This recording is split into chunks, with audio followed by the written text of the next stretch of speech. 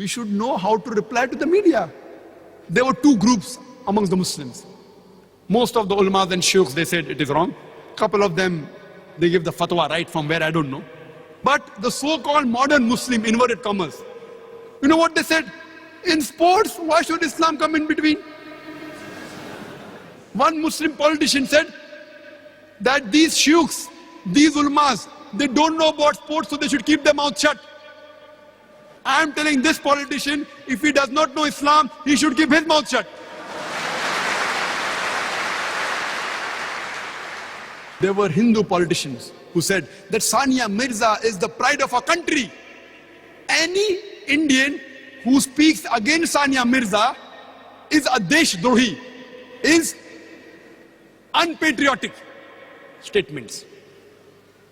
I told that any person who supports the clothing of Sania Mirza is going against the Vedas. Because the Hindu Veda says in Rig Veda, book number 10, hymn number 85, verse number 30, the woman shall not wear clothes of the man and the man should not wear clothes of the wives. It further mentioned Rig Veda, book number 8, hymn number 33, verse number 19. It says that Brahma, Almighty God, has made you a woman, so lower your gaze and wear the veil. So in Hindu scripture also wearing skirts is haram.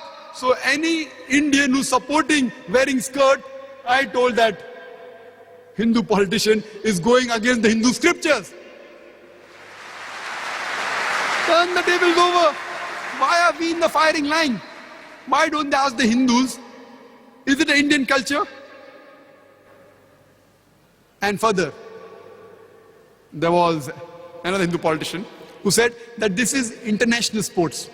All these politicians, they belong to the same, the Hindu, Muslim, Christian. Most of them, the birds of the same feather flock together. You know what did the Hindu politician, they said, it is an international sport. So you should maintain the dress code of the international sports. And people don't know that the clothes she wears, it improves the performance. I say, okay, I agree with you. We have to agree that the clothes that they prescribe, maybe the performance will be better. How much? 0.5%? 1%? Agree. Don't argue. But if we see in history, 20 years back, 25 years back, 15 years back, when women wore dresses while playing sports like badminton, they wore full dresses. Even today in Iran, women are wearing full dresses, wearing scarves and playing. Even if I agree with you that the performance is better wearing shorts, I'm asking the Hindu politician, tomorrow if beach volleyball becomes an international sport, will you send your daughter? Will she wear bikinis? Tomorrow if beach volleyball becomes an international sport, so will you send your daughter wearing a bikini to play beach volleyball? Will the Indian culture give you permission? And we have to agree that in swimming, people wear less clothes so that they can perform better. That there is a gents only wear a brief and the women they wear a bikini. But you have to understand and agree that if you wear no clothes, you will get the best performance. So will you prescribe the woman to swim nude? Why the double standards? You say, no, that is immodest. So your modesty level is here, our modesty level is here. Where is the cutoff point is important. What is modest for you is not modest for me. So why don't you prescribe that in swimming, the men and the women, they should swim nude. It will improve the performance, but no. They have the modesty level. So we should know how to reply and turn the tables over. Unfortunately, we are like sitting ducks. We have made ourselves a laughing stock in the media. Coming to the question, how should the ulamas reply? I am not against the ulamas because they aren't trained in the media. Normally, if someone asks me the Islamic viewpoint, what does Islam say about Sania Mirza being a sportswoman and she's wearing such clothes?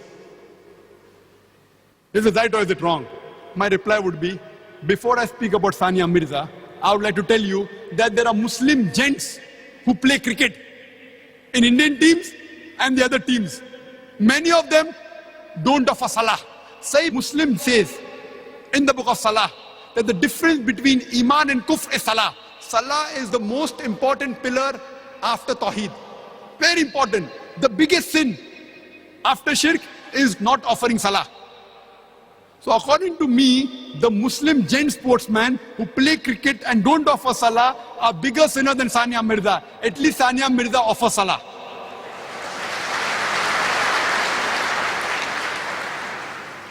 The Muslim actors and actresses, they do shirk on the screen, they are bigger sinners. I am not trying to defend Sania Mirza. I have to agree, the clothes Sania Mirza is wearing is against Islam. It is haram. But before I say this, I am diluting the effect. This is hikmah. I am diluting. The moment I say Christianity is against it, the effect gets diluted. Hinduism is against it, the effect is diluted. Judaism is against it, the effect is diluted. I am speaking about swimming. I am speaking about cricket. But then I give the answer, it is haram. It goes down their throat very well. Otherwise, they cannot digest it. I am saying that fine, at least Sania Mirza is offering Salah. She is a lesser sinner than those Muslim cricketers who don't offer Salah. Full day cricket, 5-day cricket without Salah. Allah has given her hidayah to offer Salah. Maybe tomorrow she will wear proper Islamic clothes, inshallah.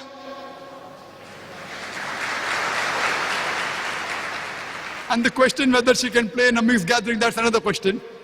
That doesn't mean I'm giving a fatwa, what she's doing is right. But we Muslims should know how to turn the tables over, how to give a reply with hikmah. The moment you give this reply, the whole thing is tuned down. Unfortunately, we make a laughing stock of ourselves in front of the media. Normally, I don't give my interviews in front of media. Why? Suppose I'm giving an answer of 5 minutes.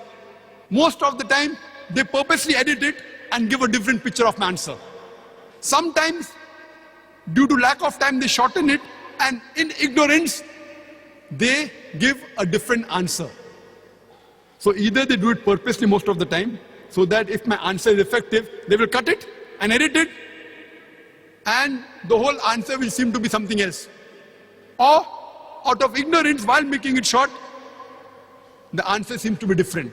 That's the reason I purposely avoid, though I get calls from various media, from various international media to give interviews and all, I avoid most of the time. Inshallah, when we have our own channel, then we can have the correct picture. We can give them copies of our tape. You want to show? Show this. If you edit it, the full version is there on our channel, inshallah.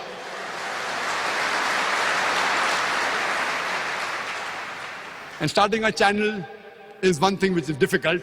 Second is, starting a channel and running on the guidelines of Quran and Sahih Hadith is more difficult.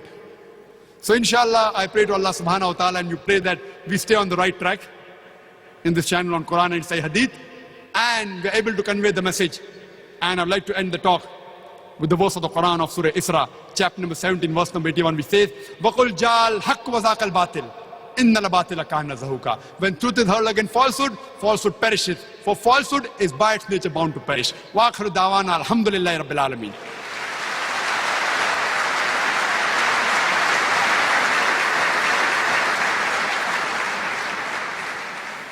May Allah subhanahu wa ta'ala reward our dear guest Dr. Zakir Naik for this very informative lecture. May I ask Dr. Muhammad Naik to proceed.